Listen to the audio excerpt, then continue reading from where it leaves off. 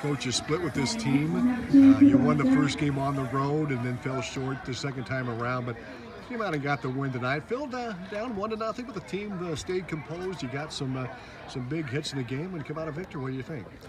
Well, that was one of the things that we talked about early on, is making the most of our opportunities. And you hit it the nail on the head there when talking about the fact that they were 19-1 in the conference last year, and we go 18-1. They lost a girl, we lost a girl, but everybody else is back, so it's a very similar teams. And basically for us, the thing that we had to do was to take advantage of every situation that we had, and I thought that we did, both offensively and defensively.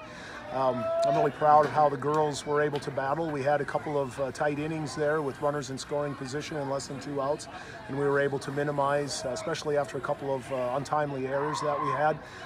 Nobody hung their head, or nobody thought that this is where things go bad. We just we're a confident team right now, and that's what you have to have going in playing against a very, very good opponent with a very good pitcher like we saw tonight. What about this win? I know you talked about the pregame, Coach. It's a big game for both teams. Obviously, a lot of experience here, high expectations, but still you got some questions. And did this answer some tonight about how good this team is?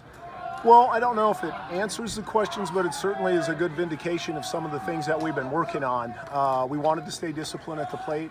I thought we did that tonight. We had a week off. I wasn't sure how we were going to respond to not seeing much live pitching at all. And then games that we played last week, we had pitchers who were considerably slower than what Hylison was tonight. And so I was kind of curious to see how we were going to handle that situation. I thought we handled it very well. It was kind of a tough night at the plate, but we were very disciplined, I thought. The other thing is, I guess, just mental toughness. We've got some great senior leadership, and we've got some girls who have multiple games and big games under their belt right now. So what's going to happen when we get those 2 errors? What's going to happen when we give up a couple of hits? We minimize the innings to just one run, and consequently took advantage of a couple of miscues and then put the ball in play, especially bottom half of the order. I thought they did a great job getting the ball down and forcing them to do something with it or finding a hole. So yeah, that's going forward. That's what we're going to have to continue to do.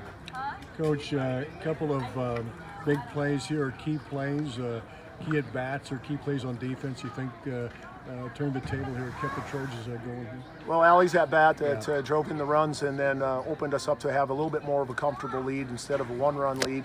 I thought the one key play was Alexis at third base, where she fields the ball, holds the runner at third, gets it over to Caroline at first.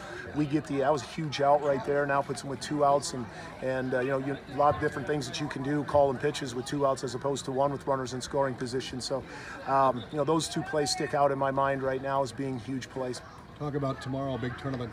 Walk us through this one. Yeah, it is a big tournament. We hope the weather stays away so we can get out there. If you're a Hawkeye 10 fan, here's where you want to be. There's 7 Hawkeye 10 teams on display against some very good non-Hawkeye 10 conference teams.